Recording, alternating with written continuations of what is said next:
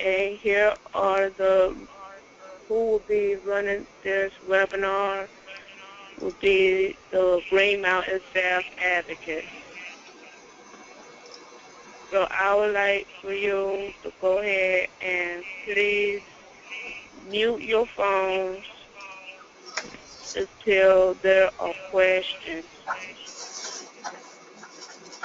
And remember to raise your hands for questions or write a message in the text box.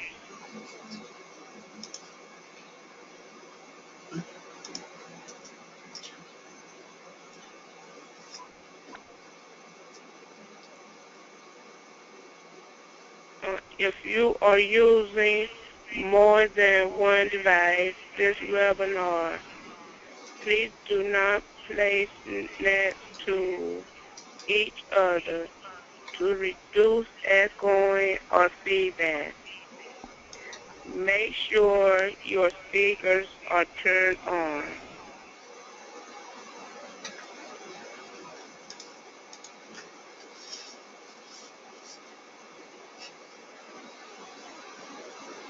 And with the purpose of this webinar, the participants will learn about recruiting youth members and how to involve the youth.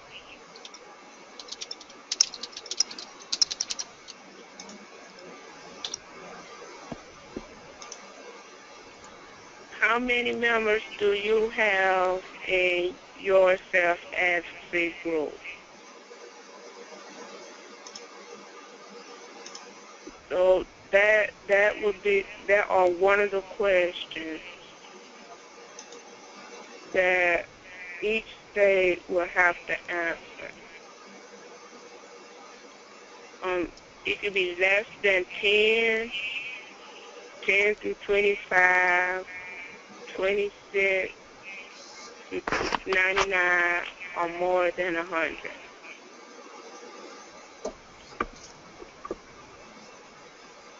I'll give you 30 seconds to answer the question on your screen.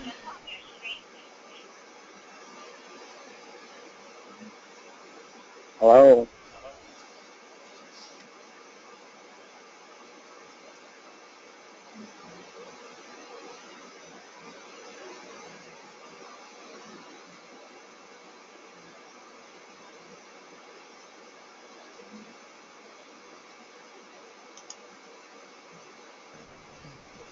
I have a question. This is Max. I'm just clarification. Group local.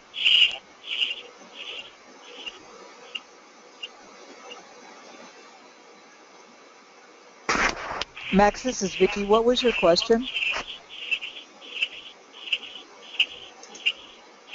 My question is, when you have a state self-advocacy group, a local group or a statewide organization or region? This is addressing the whatever the local groups.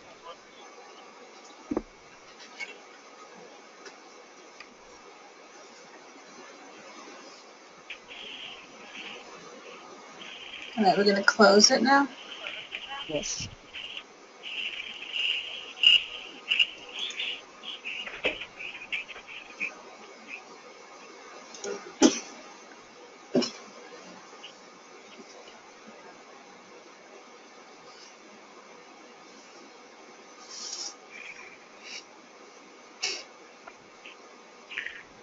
So what the states have done, there are no states that has less than 10. There are states that 10 to 25 has 33%, 26 to 99, 33%, and more than 100, 33%.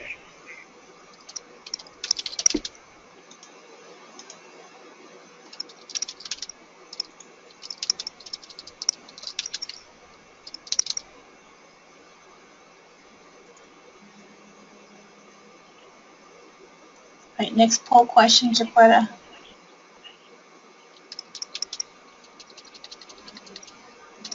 Do you consider your membership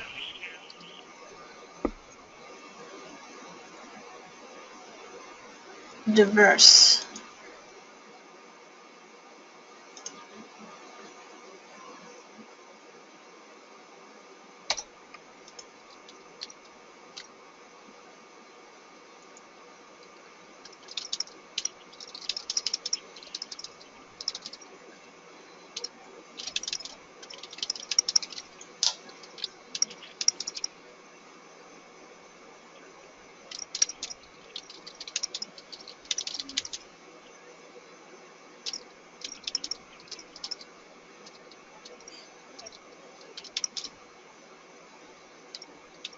It's like everybody has answered, so I'm going to close this poll question.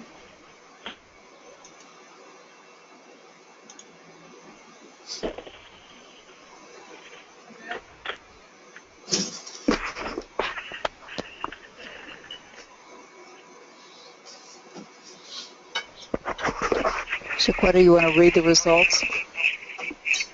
and the results are 33% says yes and 67% says no.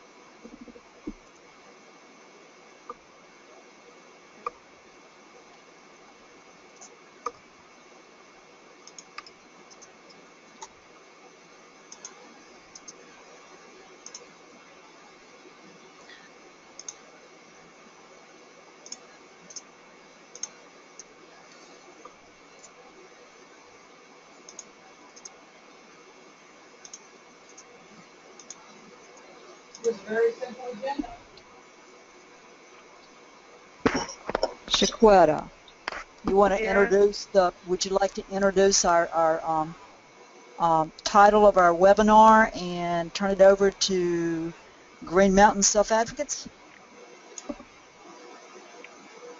Okay. So what I would like to do, I would like to introduce for Green Mountain Self-Advocate, Max Burrows, and Nicole. Thank you very much. So I'm Max Barrows. I am the Outreach Director of Green Mountain Self-Advocates. I've been doing this job for 8 years now, and I support 600 members with intellectual and developmental disabilities involved in across Vermont. Groups I give assistance to running their own meetings, agendas while doing so. Also, when the legislature's in session, I encourage and also I'll just check in. So this is Karen Topper. I also work in. Sound okay? You guys are We seem to have an echo going on here.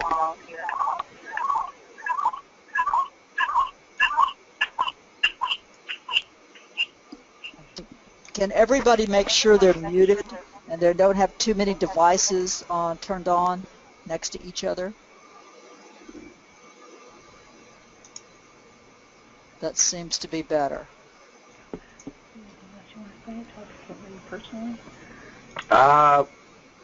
Okay, well, getting back to my introduction, sorry about that. I guess leaving it off to where, I said legislature, I support people to come to the State House and, testify and also make appointments with the legislators to speak up on what matters to them and any decisions that may or will impact their lives. We also, just do a lot of, trainings around the state to, agency staff and providers, and, encourage students and train students with disabilities transitioning from high school into adulthood, what self-advocacy is, how to get involved, and even to speak up at an early age. And something personal about myself. Let's see, I like extreme weather, and I like to travel, and I just am a people person who likes to meet people and just, have a good time. Nice introduction, Max. Hello, this is Nicole,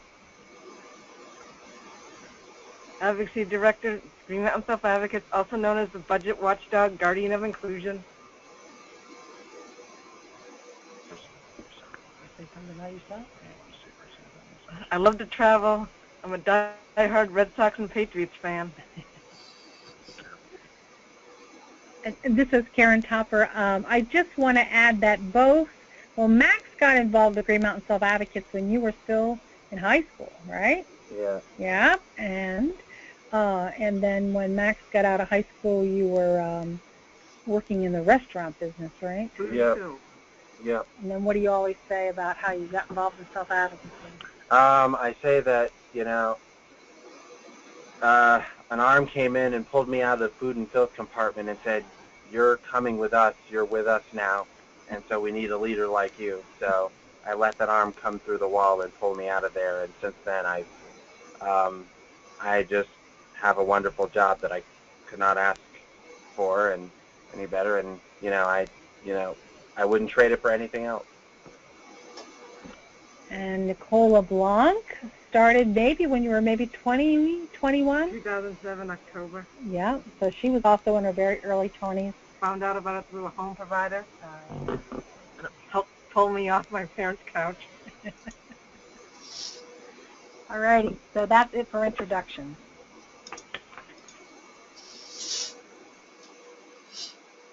So, diving in here, my first question to all of you is, what messages did you hear about young people when you were growing up?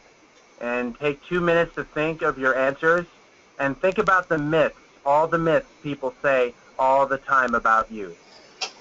And Juliana, if you could be so kind to go ahead 2 slides, that would be great. Repeat that. I need you to go ahead 2 slides.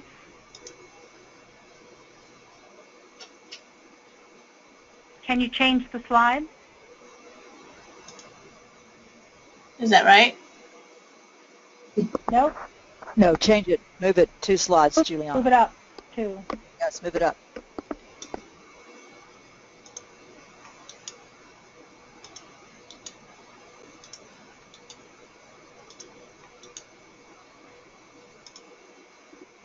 Well, until Juliana's able to change the slide to slide 3, then actually to slide 2, if Max, if you could just repeat the question for everybody they're supposed to be working on. Yes. What messages did you hear about young people when you were growing up?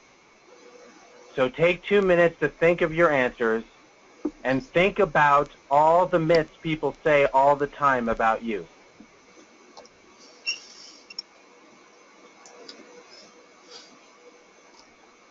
Am I on the right slide? No. No. You're still just on the first slide.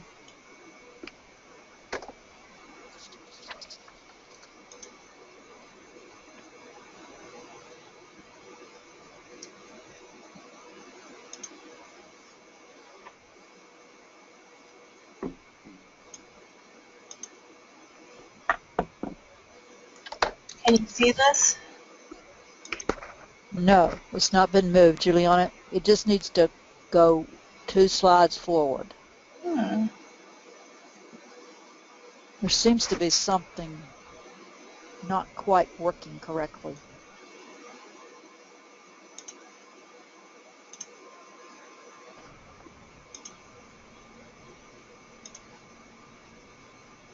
That is odd.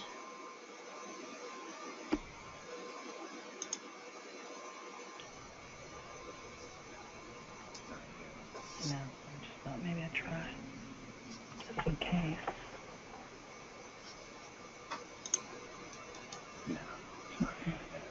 Did you get now? Nope. Nope, you're going backwards, go forwards.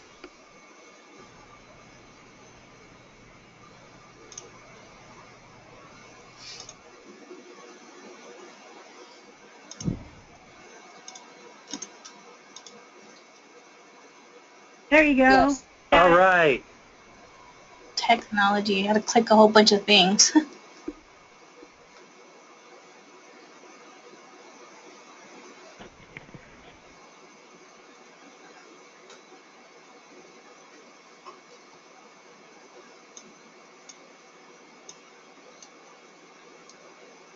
Is that our 2 minutes now? Yeah, it has been 2 minutes. So come back, and I would like to hear what some of you have come up with.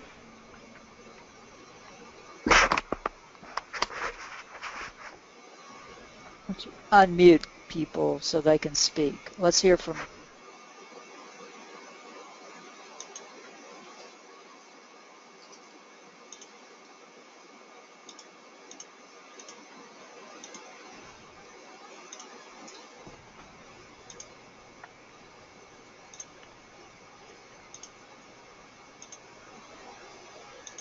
who would like to speak.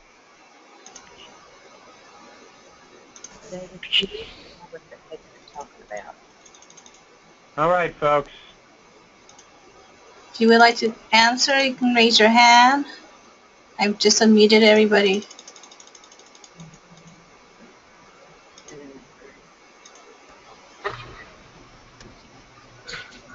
What messages did you hear about young people when you were growing up? Oh, I got Richard. Okay, Richard.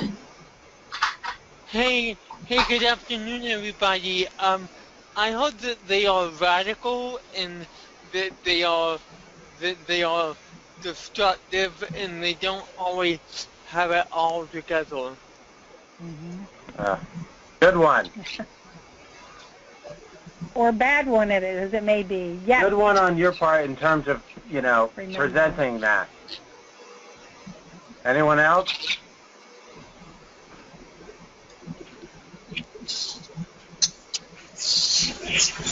Anybody else like to comment?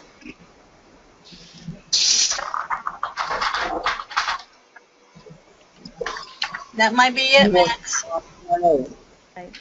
Okay. So here are some that we came up with. Myths of what we've heard about young people. Young people are friendly. Sometimes they are bullied. They are immature, not aware of the world, need people to take care of them, in other words, needy. We could not do anything. They are slackers. They are open to change.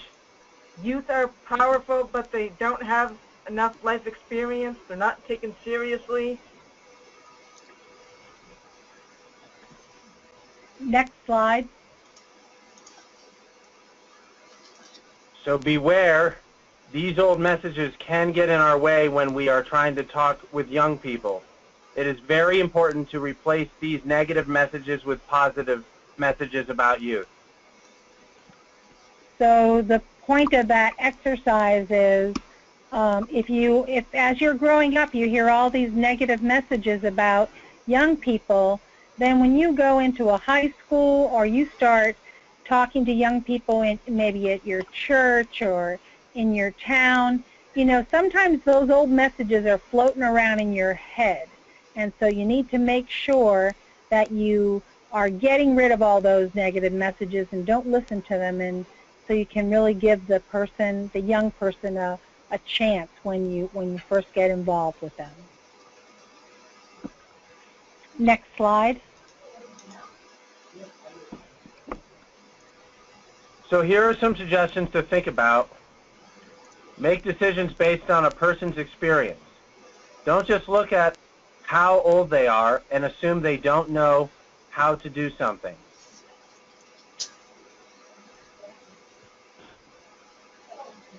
Avoid. Listen. Listen to how you are talking to youth and make sure it does not sound like you are talking to them like a kid. Don't guess what you think they know. Instead, take the time to explain information to them.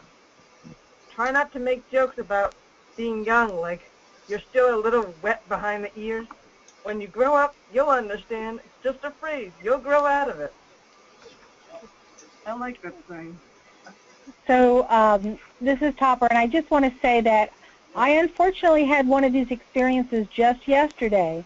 All of us here at Green Mountain Self-Advocates, we got a little bit of money to make a video, and so we were looking for a videographer to work with us, and we got a great recommendation, and so this person came, and so a local high school teacher said, I have an intern that is really, really good, and he can come in and help you out in making this video.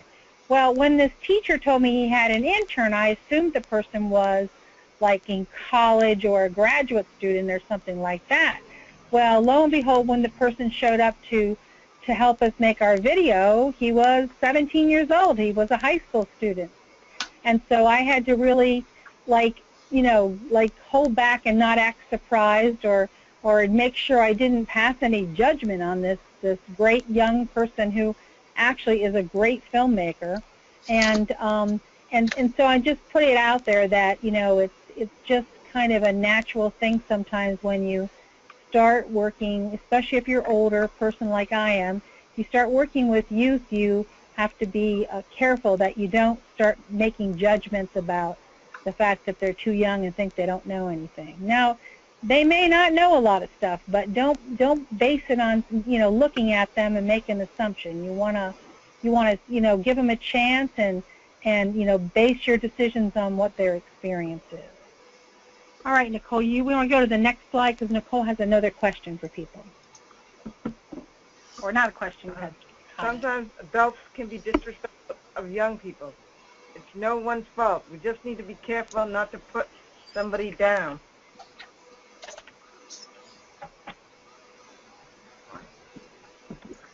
Next slide. All right. So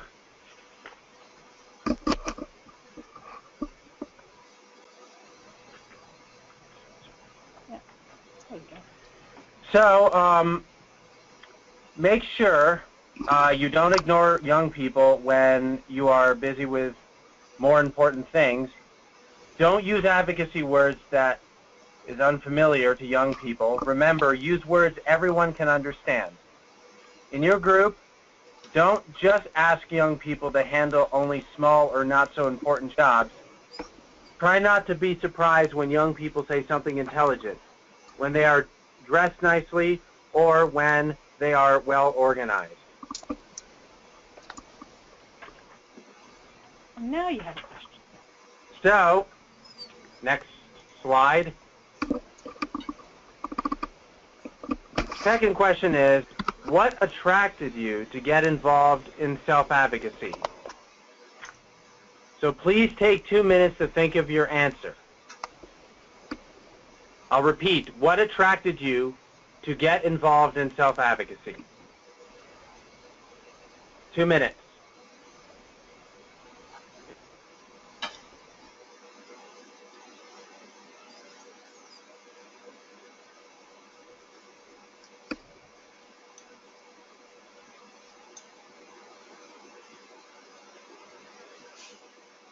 It's like Richard has raised his hand. Richard? I think for me it was about empowering individuals with disabilities to stand up for their rights and helping them live in an inclusive environment. There was something about the group component of self-advocacy that really attracted me as well. We are something bigger than a group. That's a great answer. Does anybody else have an answer? Yeah, I have David Taylor. Go ahead. Not like everybody else. Okay. I want to be in amazing forward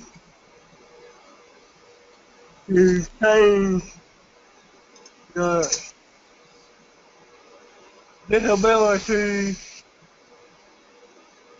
disabled classes in HQHYA. And I did.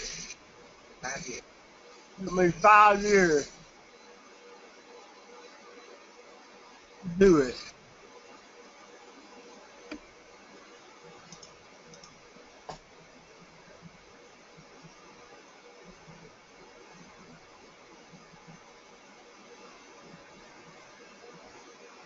Is that it, David? Welcome.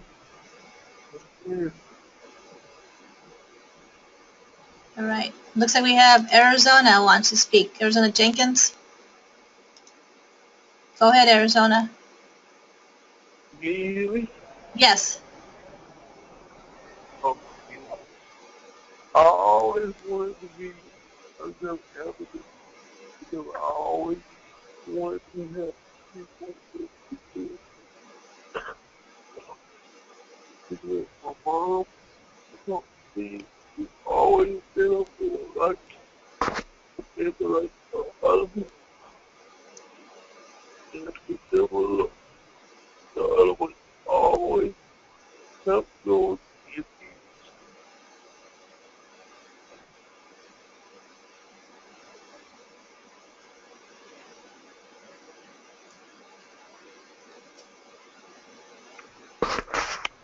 So, Arizona, could you repeat that one more time?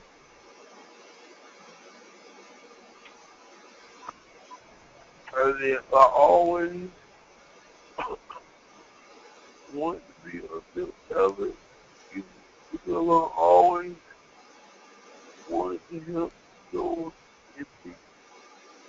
And my mom helped, always helped me to stand up for your life, for your life and the life of others. And always help those who can't help themselves.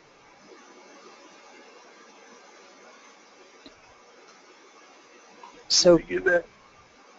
let me make sure I heard you.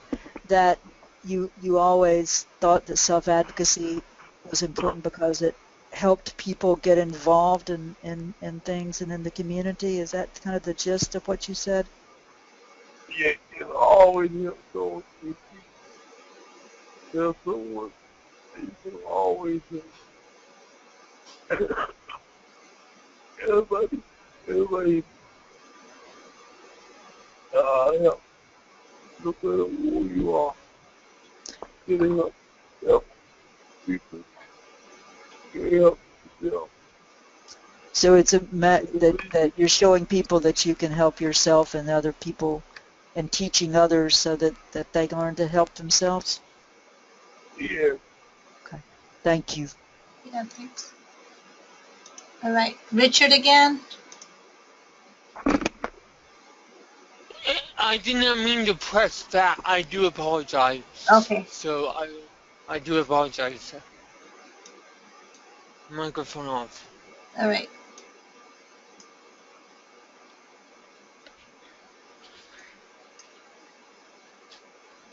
Do we have anybody else that would like to comment? Let me unmute again.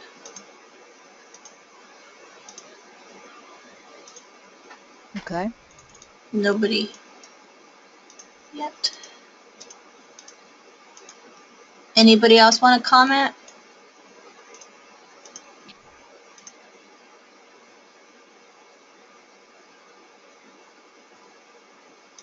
Nope.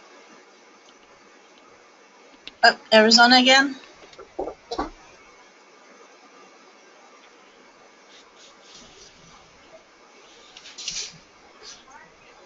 All right, nobody, Max, we're done with this All one. right, Max, Nicole.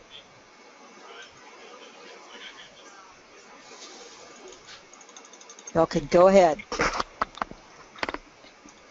Let's move the slide.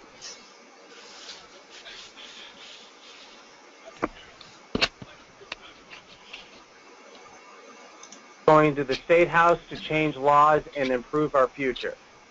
And it is a place where we can make friends, especially if you didn't have friends in high school. It is political.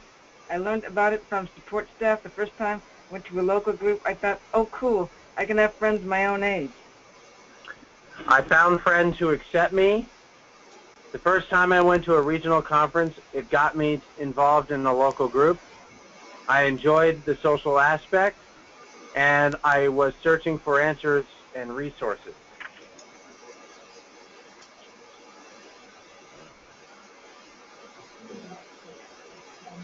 So when you meet... Can Jackie just change this one? She did already? She did, really? So when you meet with students, begin by asking them what they think self-advocacy is. Get their perspective first. This gets them thinking. Compare their answers with your thoughts.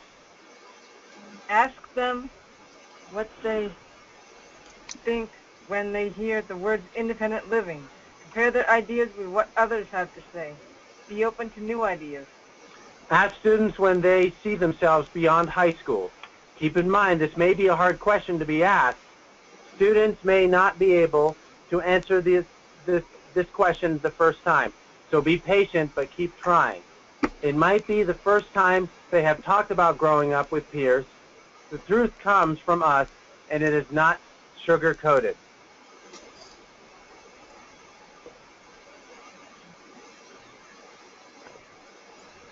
Slide change, please. Well, actually,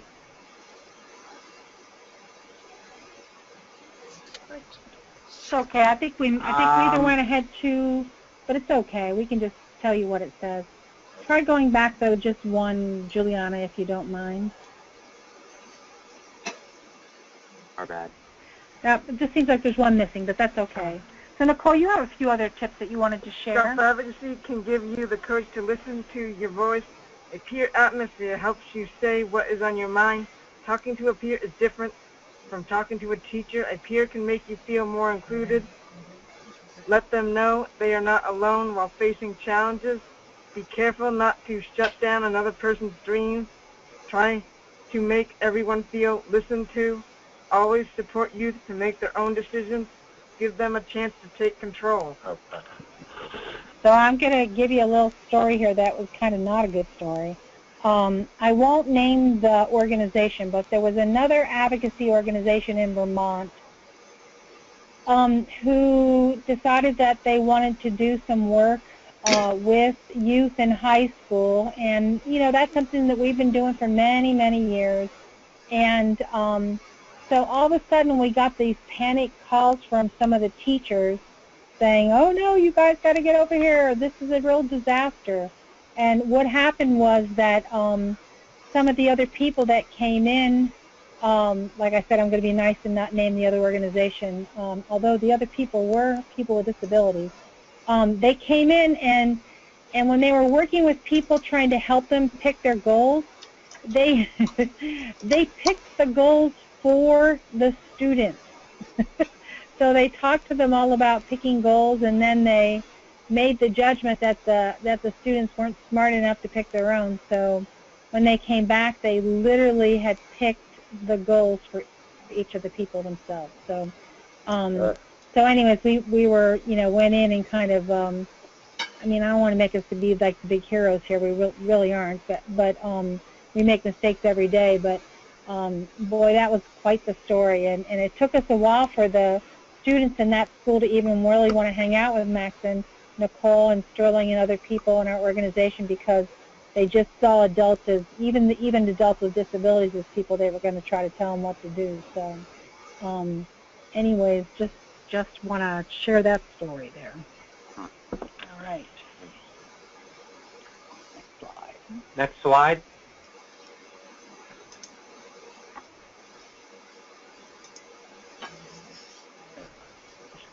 So, next question I have for you all is, how have you tried to get young people involved?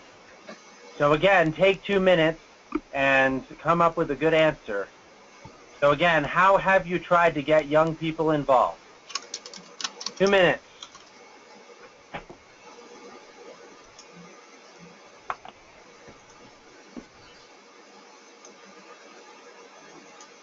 Looks like Arizona has his hand up. Go ahead, Arizona. You can unmute yourself.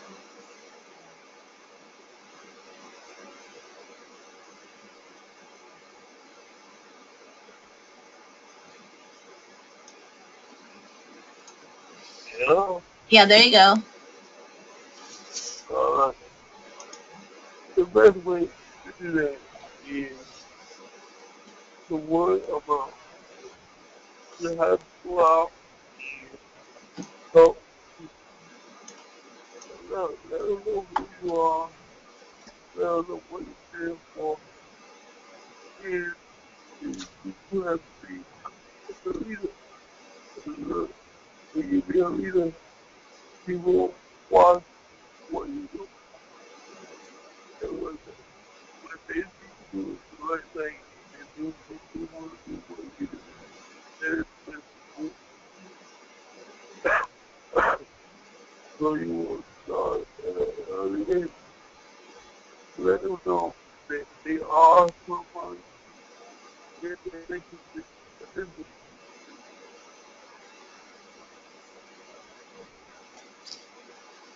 They good. Can you get closer to the microphone, Arizona? Thank you.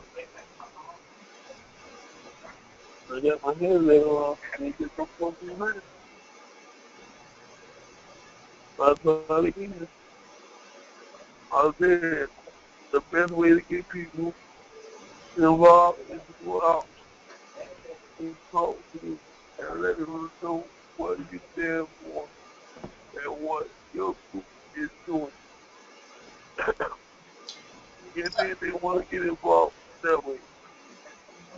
Show them, take a by their hand and walk with them and talk with them and let them know that they are somebody and that they can make a difference in their life. And they good to get that? Yes, you did. Thank you. So what I heard you say was, correct me if I'm wrong, but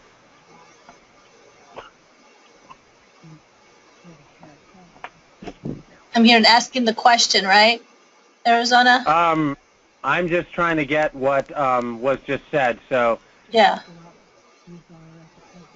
go out to where the youth are at the places they're at.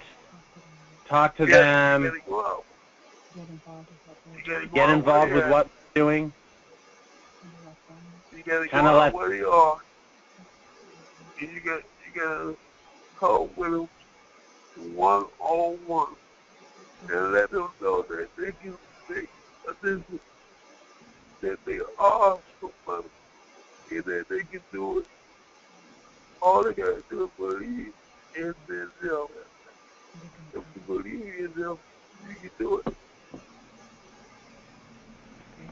That's great advice. Thank you so much. Thank you. Anybody else? Yeah, we have David. Go ahead, David. Okay. I did a transaction with different beverages in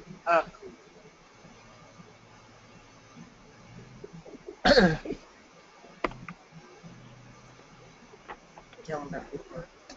and the paper plus of North Carolina Say, and shape. when you did one, Then I did Wild for Way. youth for action. Youth for Advocacy Group. Which was a project at UNC. Project UNC. Project of UNC.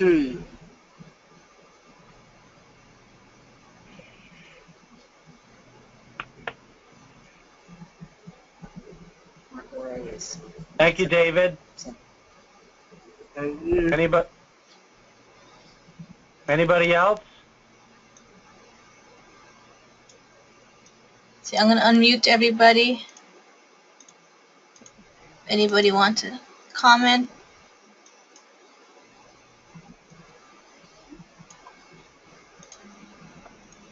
Anybody else?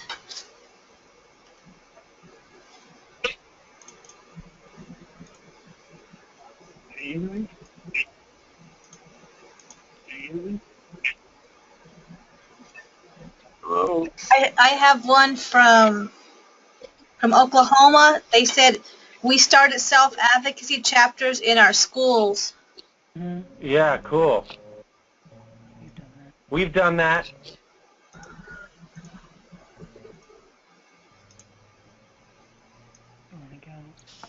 Share some of your examples. Max, you want to share some of your examples?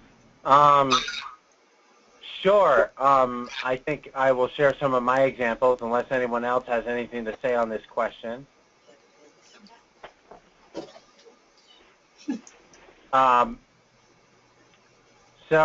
If no one else is replying to this question or answering this question, I'll go ahead and share some of my examples. We held a youth summit for 8 different high schools. We had adults with disabilities talk about how life has gotten better for them after high school.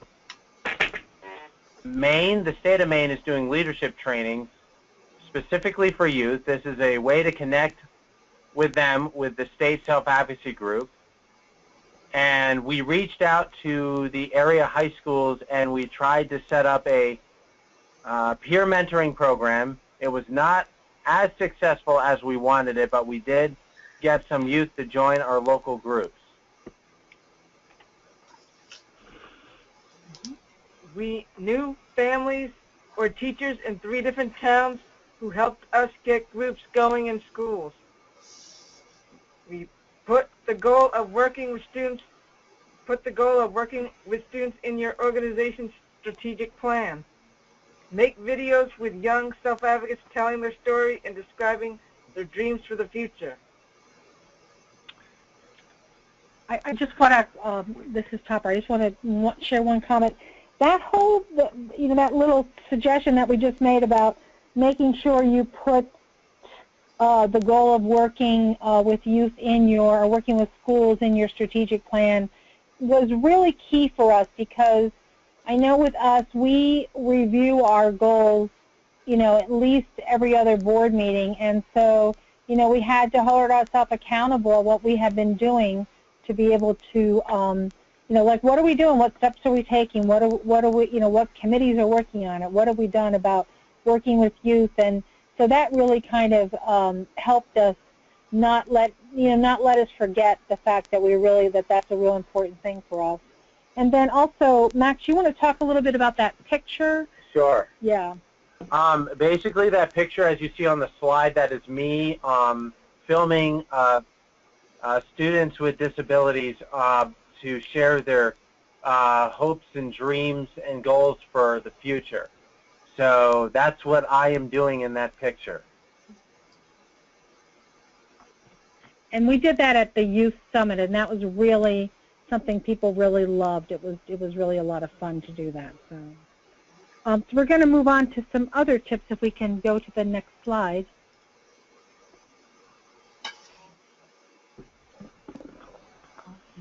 Do not judge students.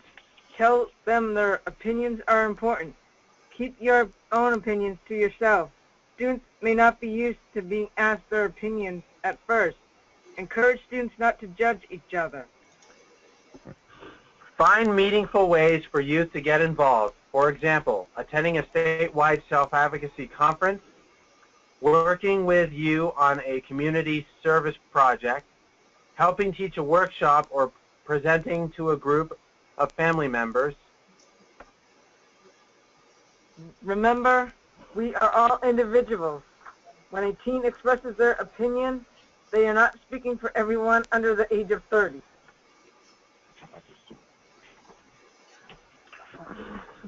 Make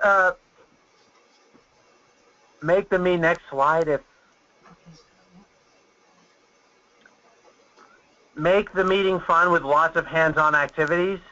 By keeping meetings interactive, you can get students up and moving around. Too much talking at people can be boring, and as I would say it, put them to sleep. Sometimes youth are reluctant to speak up when teachers, support staff, or parents are in the room. They may need to be encouraged. It is important to get students used to the idea of speaking up for themselves. And before we move on to the next question, we're going to ask you, I'm going to ask Max if he wouldn't mind talking a little bit about the Youth Congress. It's not on the notes there. I'm just doing it off the top of my head. So Max, if you can talk a little bit about the Defamation League and how they had a Youth Congress on getting rid of hate in our schools, hate speech in our schools. Maybe talk a little bit about how you worked with high school kids with disabilities and that. So the Anti-Defamation League is an organization that is about 100 years old, and they are an organization that focuses on hate crime throughout the country and the world. And what they did was they came up here a couple of years ago in the fall, and they did a conference known as a Youth Congress. And so their main focus was on, making, schools like a hate-free place. And we were invited as an organization to present at the Youth Congress that the Anti-Defamation League ran. And our main focus was on respectful language and usage of the R word and other put-downs toward persons with disabilities. And we presented a workshop on that with students in high schools and also in middle schools too, on language that is used to bully people and also to put down people with disabilities, and also get their perspective on how to stand up to it, and also help people with disabilities stand up to that kind of language. It was really. I mean, the students that went to this Congress, and there were like 750 students at this big event, they actually were all from middle schools all over the state of Vermont. And they were kids mostly without disabilities. There were some kids with disabilities, but mostly kids without disabilities that came to this big Congress. And what Max did that was really cool is he recruited a bunch of high school kids with disabilities to work with him to teach this workshop. I'm sorry if I'm repeating it. I just want to say that it was just so cool because on the one hand, I think, we could have just went in and did our usual thing at GMSA and had a lot of adults with disabilities do the workshop. But, it was Max's idea of, thinking back on when he was in high school and how he got involved and how we had asked him to help teach some workshops when he was in high school that he just said, wait a minute, this is a great opportunity. I'm going to get some high school kids to work with me. And it was really cool for middle school kids to see high school kids with disabilities, be the presenters and be kind of in that role of leadership. So, all righty, moving on to the next slide. I'll be number 1, too. Max is just going to give the question now. Okay. So the question is, give us an example of how you make a meeting fun with lots of hands-on activities. 2 minutes, again, to think of this question. Again, give us an example of how you make a meeting fun with lots of hands-on activities. 2 minutes. And then I'm going to do 1, 2, 8, 9, 10.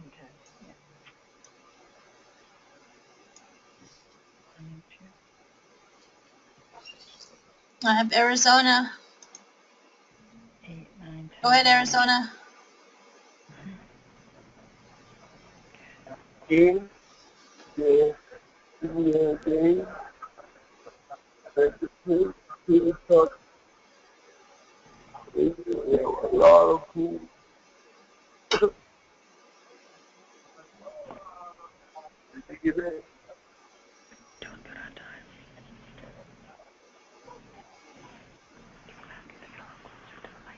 Can you do me a favor and get a little closer to the microphone so we can hear you? I said, you have games, a lot of games that pertain to the topic, and also you need to have food to eat, to keep it in the meeting. In the meeting. I heard something about in the meeting. Can you repeat what you just said, please? I said, you need to have games, games Games? that can change, games, G-A-M-E, games that can change to the topic. Also, you need to have food to eat while you doing the game. Keep it in. That's a great idea. I wonder if you could write down some of the names of the games that you have. All right. Anyone else?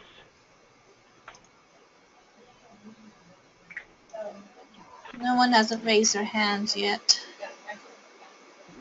Let me unmute.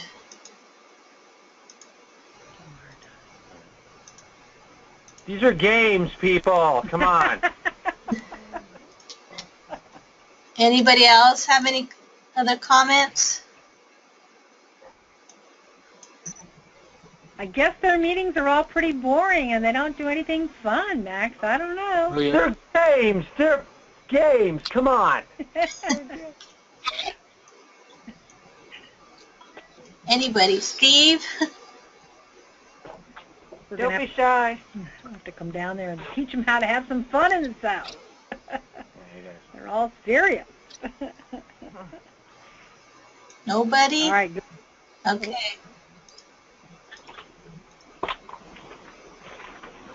Muting everybody back. Oh, we got Ray. Go ahead, Ray. Can you hear me? Yes. Yeah. Oh, okay, cool. Hi, everybody. I'm Ray. I'm with the DD Council in South Carolina. So it's been great listening to all y'all.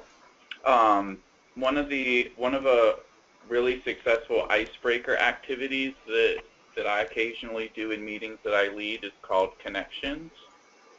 And so there will be the leader, and the first person will say their name and where they're from and where they went to school, and they just keep talking about themselves until someone else hears something similar, and then they say, or they stand up, or they raise their hand and they say, connection, and then it continues with everybody else until it's all finished. Cool. Nice. Thank you, Ray. The answers we have are having speakers get the crowd rowdy. Like, doing chants like 1, 2, 3, what do we want? Civil rights, when do we want it? Now. Bringing food to meetings. Yum. That makes a larger attendance. Having an icebreaker, like what was said, that gets folks up and moving. We do a workshop that teaches people how to flirt. We do an activity that includes a, quote, reverse raffle. Do team building activities that do not require people to talk. They rely on moving. And pass out M&Ms, and as many as you take, you have to say that many things about yourself when you are checking in. I haven't personally done that, but... Max and Nicole? Fun. Yep. Excuse me, Max. Hey, I have Lori. I have oh, Lori great. that said something. She said that they do a speak out bingo. Lori, you want to talk more about that one?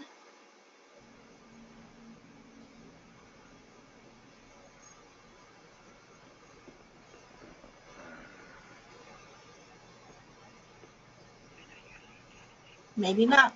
But they do a speak out bingo. Well, that's a cool idea. Thanks for sharing that. Nicole, you have a few more? I have pass out M&Ms, and as many as you take, you have to say that many things about yourself when you are checking in. Have a dance. Everybody loves dances. Do Zumba with your group. Do a skit about bullying.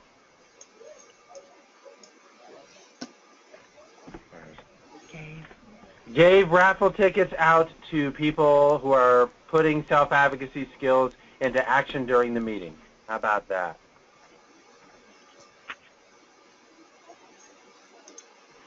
And if you came to our, you know, we all up here in Vermont, we're part of, it's called Northeast Advocates Together.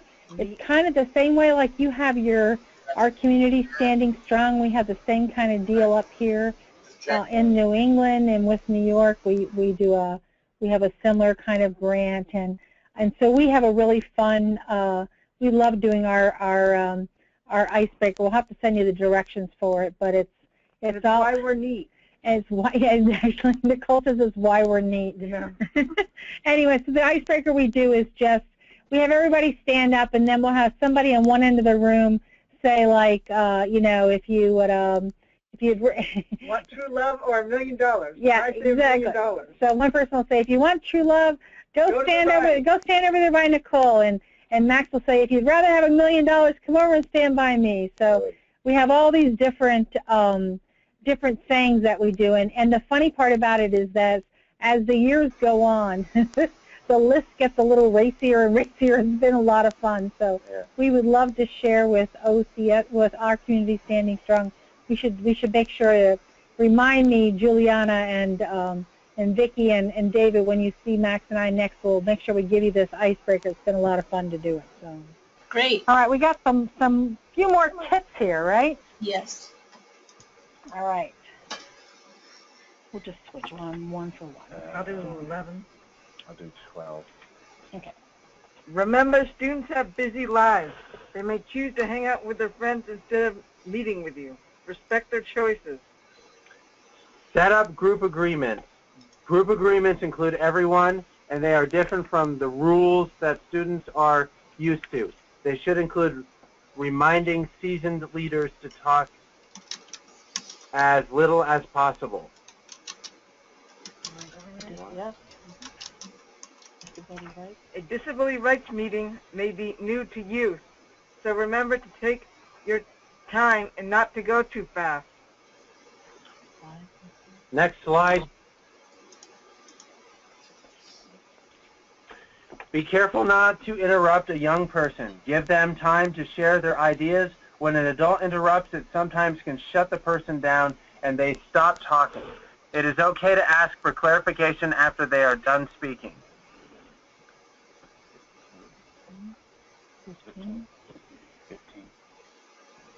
Create an atmosphere that says it is okay to make mistakes. This can be an opportunity to introduce what we call dignity of risk, one of my values. No question is a silly question. Students can feel reluctant to ask questions with the fear of being judged.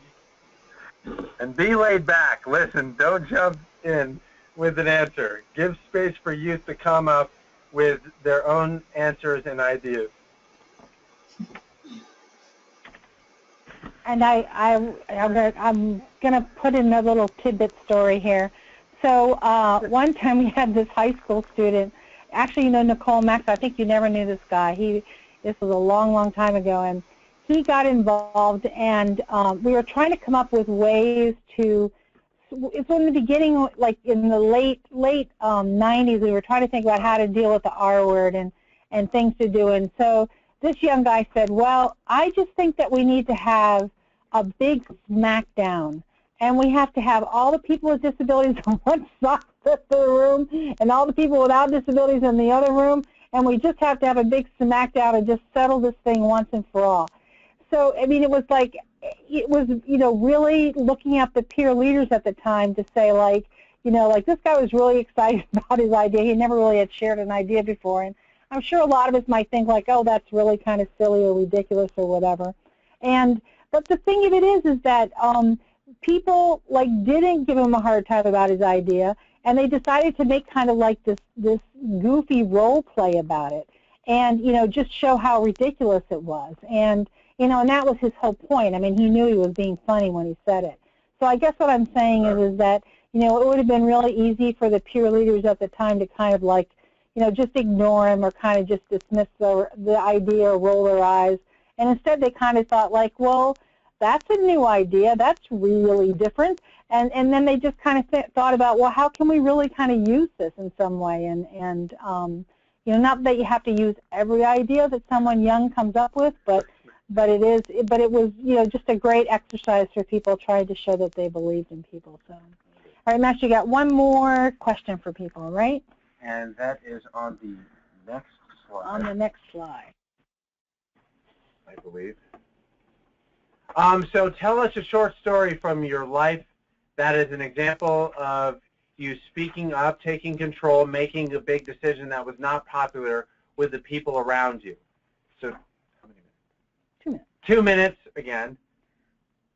So again, tell us a short story from your life that is an example of you speaking up, taking control, making a big decision that was not popular with other people around you.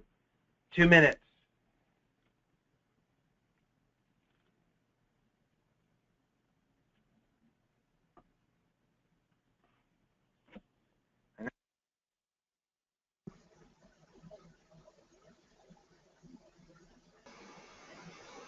I'm unmuting everybody.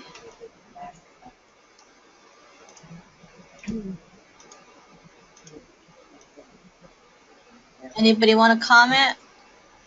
Hello.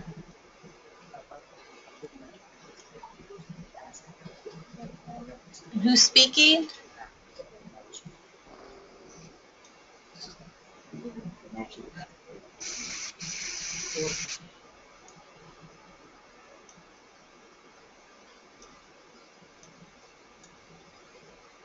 David. Go ahead, David.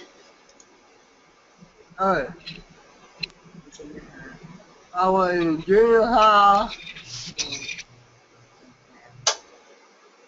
I was in basketball.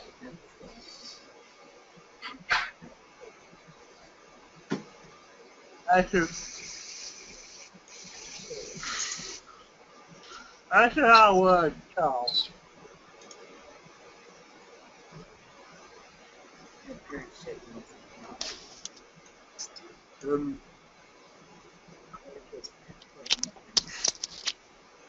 Other kids can't be involved. Other parents can't keep telling me I can't be involved.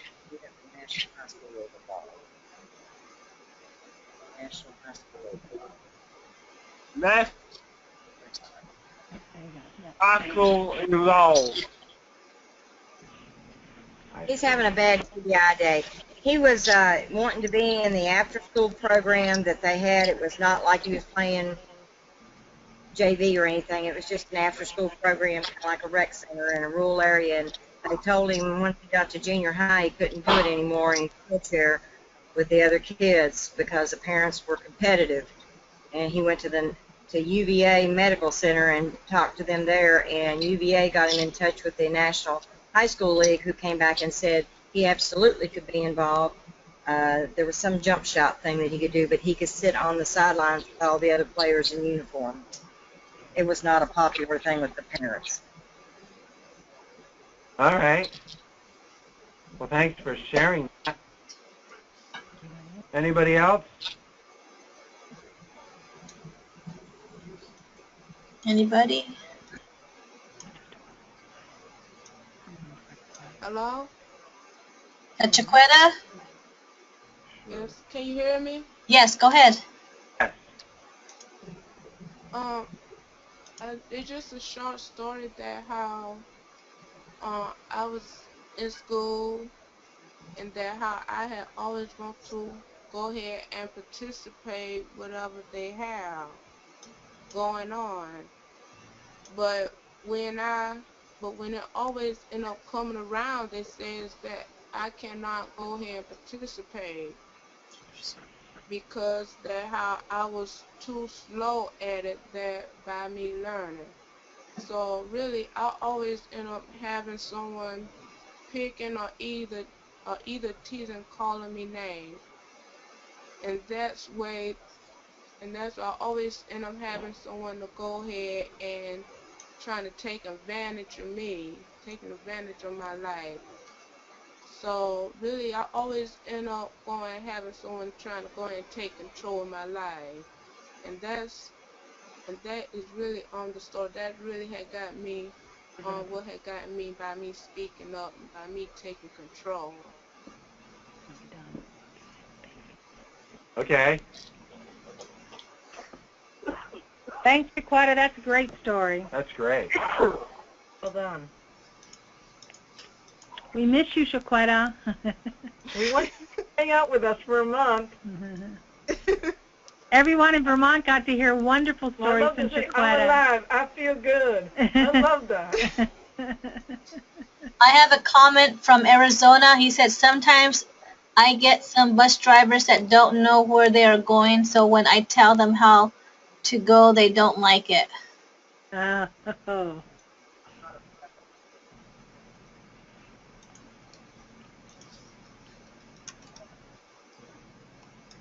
Wow. Anybody else?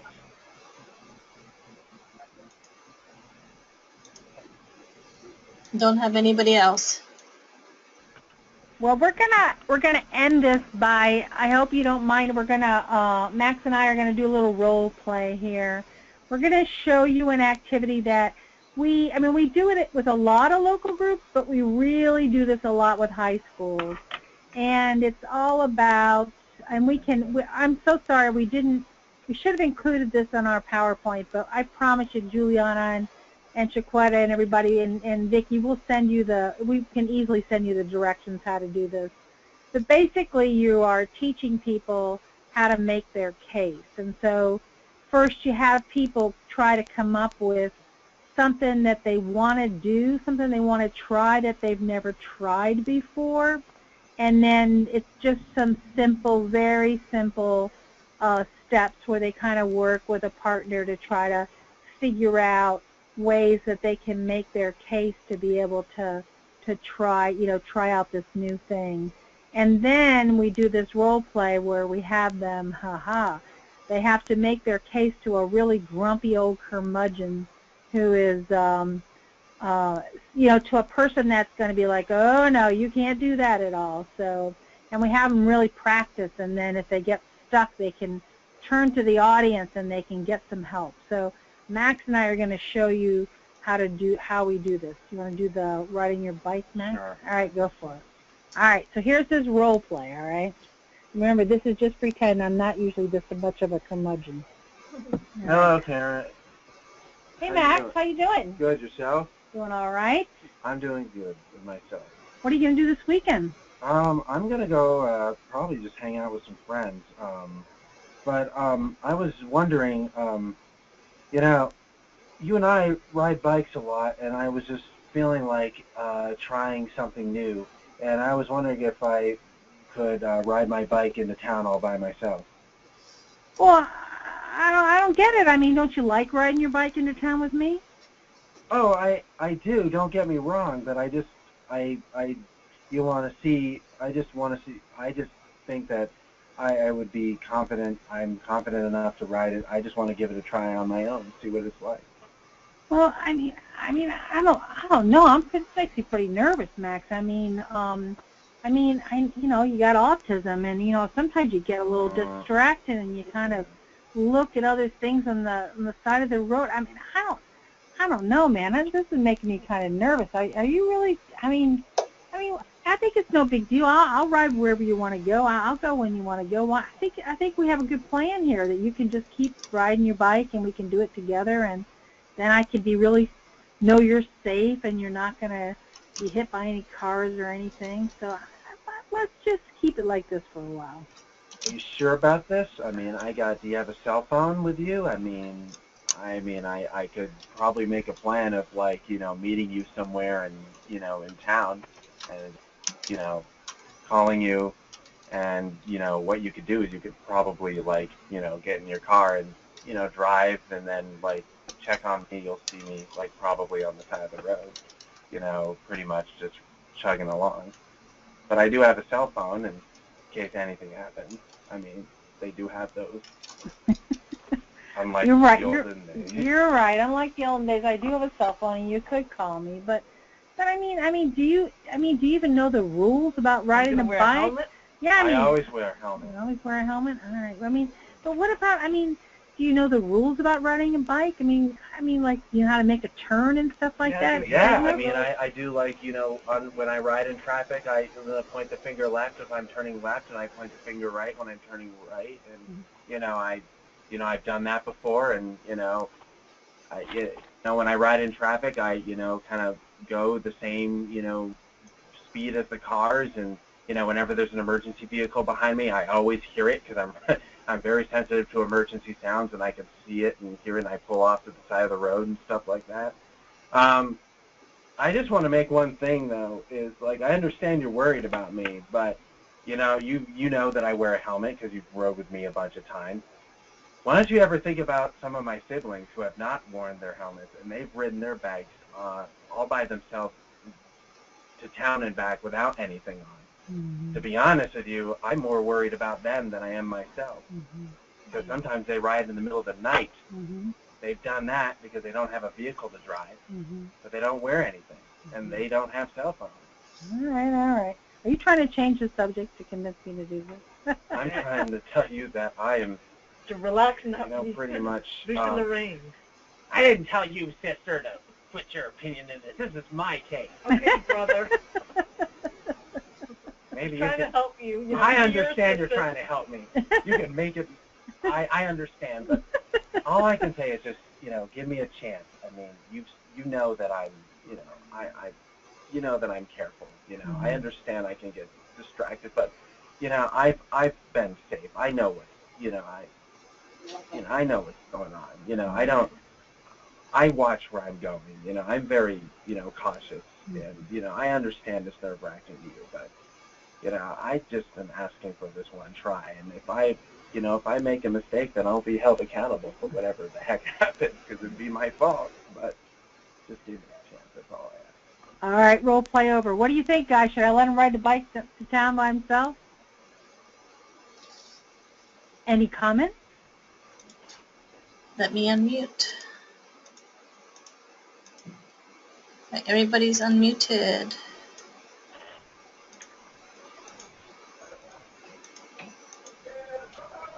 Any comments, anybody? Why should I let him ride? I have a comment. Okay, go for it.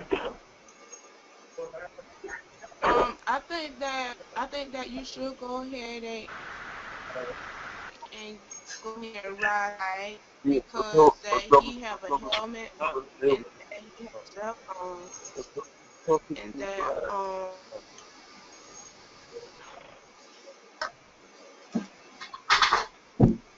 That's great. Thank you, Shaquetta.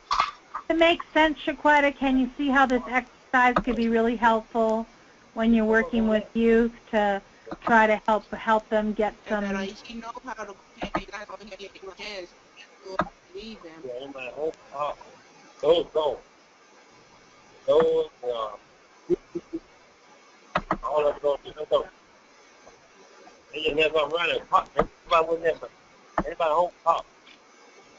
Arizona saying something, or Steve?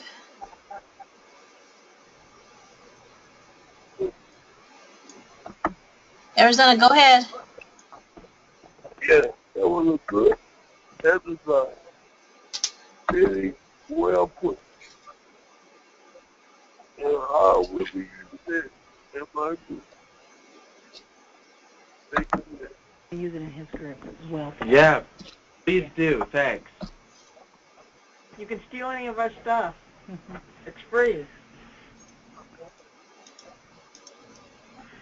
So especially if you're with a whole bunch of youth in your group, whatever, get people to work, and and make their case and figure it out, and you know, like make a plan for how they're going to make their case, and then just go do the role plays in front of everybody. It can be really it's a good exercise. It's fun. So. Thank you, Topper and Max and Nicole. You're welcome. The last slide, we're done, but the last slide does have some resources on it if you want to check them out.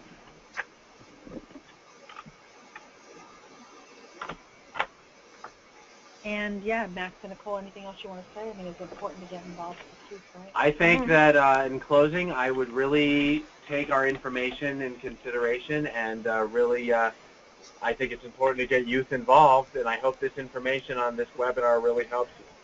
Thanks so much. And it goes a long way towards helping our movement be sustainable, you know, beyond the veterans. Okay. When I say veterans, I mean people that have been 10, 20, 30 years in this business. Okay, I see. All right, we're turning it back over to you, Juliana. Thank you for this opportunity. Thank you, Shaquetta. Thank you, Vicki. Thank you, our community standing strong. Nice to hear from y'all.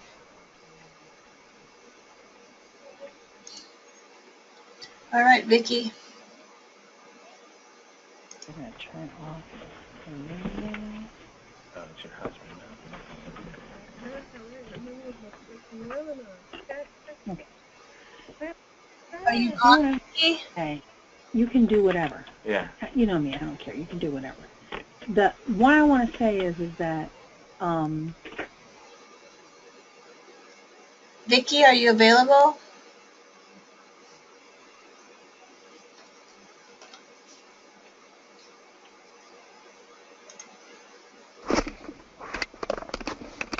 Can you hear me? Yes. Okay. We are running a little bit over. Can we go to the state questions really quickly? Yeah. I'm just going to ask a couple of questions, and I'm going to give each state like 1 minute to respond. So I know Alabama is not with us today because they are in a meeting in Mobile. So I'm going to answer some of the questions. I don't know all the answers to these. I'm not sure how many members they have under the age of 24 or between the ages of 25 and 30. They do have a youth recruitment plan. And they have a grant, actually, from the DD Council to begin trying to work with youth around general rights issues and leadership training. And they are planning a youth summit this year. So that's basically the answer for Alabama.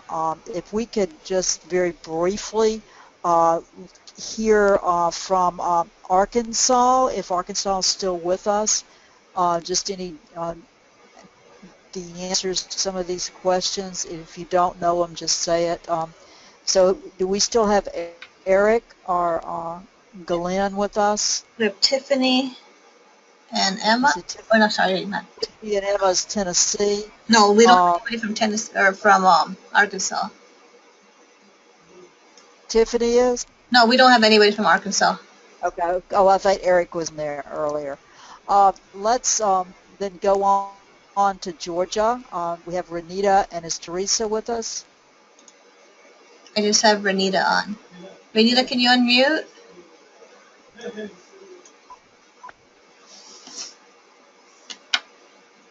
I tell you what, since we're running a little short today, since we have these wonderful presenters, we will send out these questions to each state because as Max and Nicole and Topper pointed out, having a youth recruitment as part of your strategic plan is so important to self-advocacy in terms of the sustainability of the movement, and also in empowering young self-advocates to be leaders and to be in control of their lives. Let me just very quickly go over some of the dates to remember. Remember that your third quarter invoice is due the 5th, and your second vlogs are due. And for some of y'all states who have not submitted your first, you've got your first and second due. We will need your quarterly report on progress, but we're going to do that with our state meetings that we're having tomorrow and on the 30th. We're having an advisory committee meeting by GoToMeeting on the 17th of September. And September 19th, you'll be submitting your fourth quarter invoice and your final report. We go on, Juliana, to the next slide. Our webinar dates on July 16th, we'll be having a webinar on organizing around an issue. On the 20th, we're going to talk about partnerships outside of the disability community. And on September, and I think the date is actually going to be September 3rd, but we have not confirmed it yet, Tennessee and Alabama are going to talk about closing institutions. Next slide.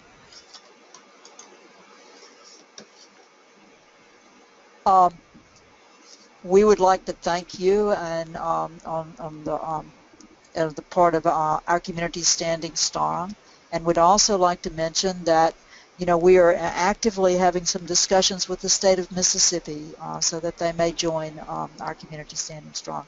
But again, thank you, and we will be sending out the questions that we didn't get an opportunity to talk about on this webinar to each state, and your state will be having further conversations with each state, some tomorrow and some on June 30th. Again, thank you, and we're going to sign off.